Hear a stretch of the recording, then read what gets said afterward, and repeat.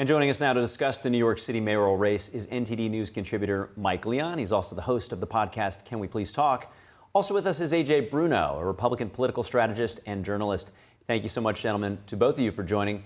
Mike, starting with you, Trump, of course, yesterday, as we just saw, gave his endorsement to Cuomo, and he reiterated the Mamdani attack ad that's been running throughout all the football games and taking up a lot of airwaves. It says a vote for Sliwa is a vote for Mamdani. So what are your thoughts on Trump not endorsing the Republican and coming to somebody who has long been a political rival? Yeah, political rival is an understatement, Kerry. Good morning to you guys. I was just reading something from back in 2020 in October when Cuomo was on his book tour and Trump was lambasting him on social media, if you recall, about the COVID deaths. So we've come a long way from 2020, huh, Kerry? But in terms of the endorsement part, if you look at the data in terms of Trump's endorsements back in 24, I think about 74% of the nationwide candidates that he had endorsed ended up winning during the race. So, I mean, there's some potential boost there, potentially, for some red Republican voters in the state. It is interesting. We've talked about this, Kerry, before about Curtis Sliwa, like of all the times where the Republicans could run somebody in New York City to potentially win the mayor's race, maybe somebody in the mold of what Giuliani was back in the early 2000s, late 90s, early 2000s, somebody that had worked in the city, had worked to fight crime and stuff like that, as opposed to Sliwa, who has done more like community-based type policing, if you want to put, for lack of a better term. And they had a chance here to run somebody like that, and Trump never gave him the full endorsement and ended up going to the independent candidate in Cuomo. So what do I make of the endorsement? We'll see if it actually nets out into any voters. Right now, the polling average, according to Real Clear Politics, has Mamdani up by a decent margin. And I do think that folks should go out there into the ballot box, exercise their right to vote. You need more voices and more choices. I never thought Sliwa should drop out of the race. I wasn't in agreement with that, and I think he should remain on the ballot as well. Yeah, and it's hard to say if Cuomo as an independent didn't run, how Sliwa would have done in the climate. Certainly very reputable on one of the top two issues, which is public safety, the other being affordability. AJ, I'd love to get your thoughts on Trump coming in for Cuomo.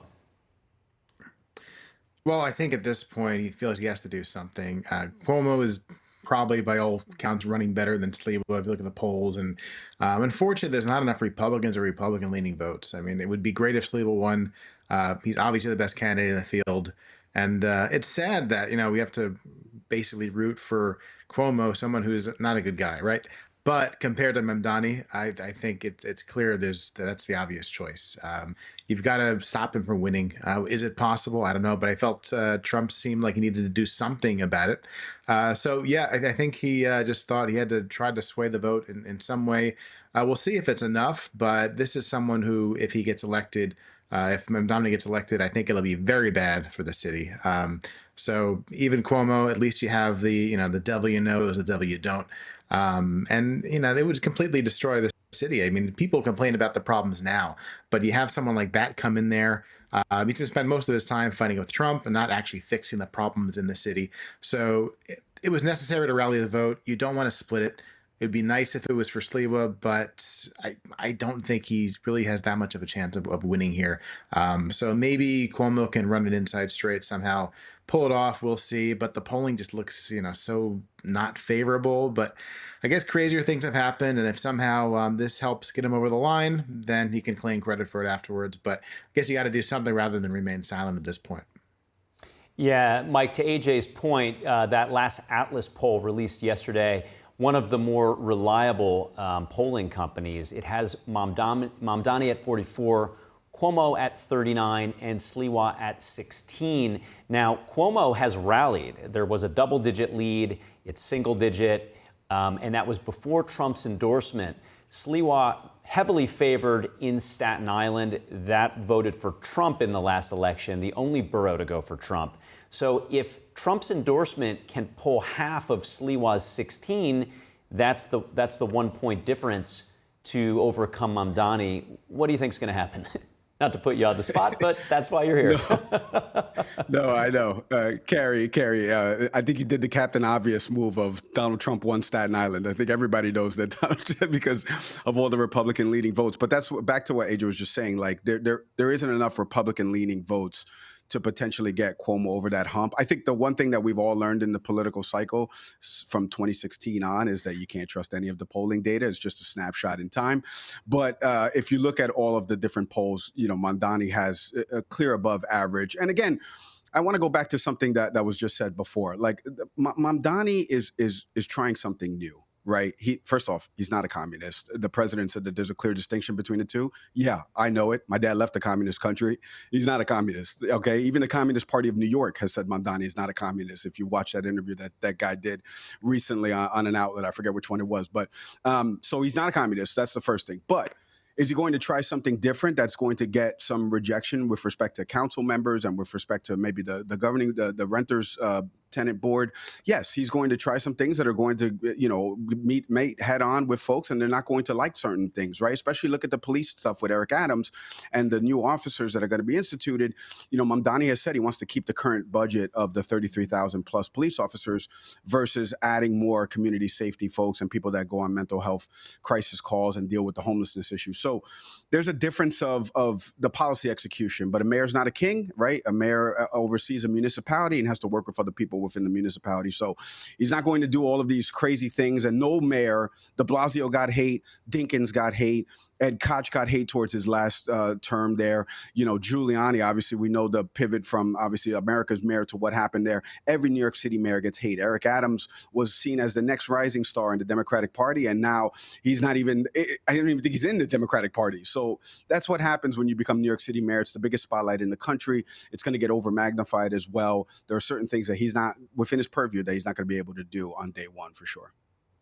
Yeah, and you mentioned Kopp's and Adams' efforts yesterday. AJ, current outgoing Mayor Adams, who has endorsed Cuomo, he's looking to sort of preempt some of the things that Mamdani is against. He wants to try to get 5,000 added cops instead of Mamdani's desire to replace those hires with public safety workers. He also is saying he wants to pack the rental advisory board to try to preempt a rental freeze.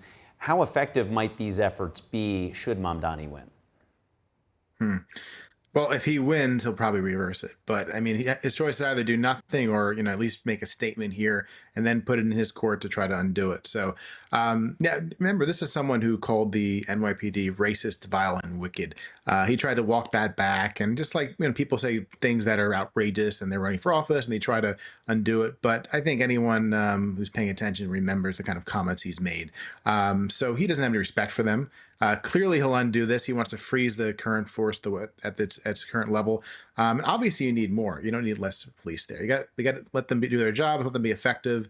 If you don't let them do that, then clearly it's useless. But he's talking about crazy things like sending out these mental health resources in situations which could be dangerous, could get people killed, or, so he has no idea what he's doing. He doesn't have any respect for the police in the city there.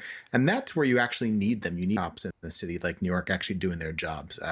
He gets enough worries as it is, right? So when he comes in there, if he undoes what Adams is implementing, which he almost surely will, it's going to be less safe for the people there. There's going to be more crime. And God forbid something more happen. I mean, if people have forgotten about what happened in that city, just over 2 decades ago, you need more police on the streets there to keep people safe, not less. So it's a good idea for Adams to do that. Is it going to stay? I mean, almost certainly not. $300 million, 5,000 officers, great idea.